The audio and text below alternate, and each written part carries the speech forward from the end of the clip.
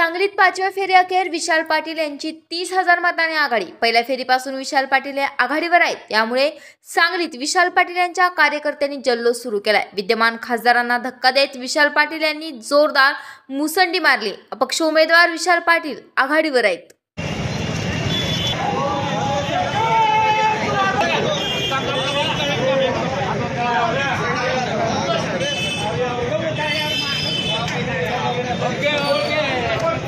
Okay.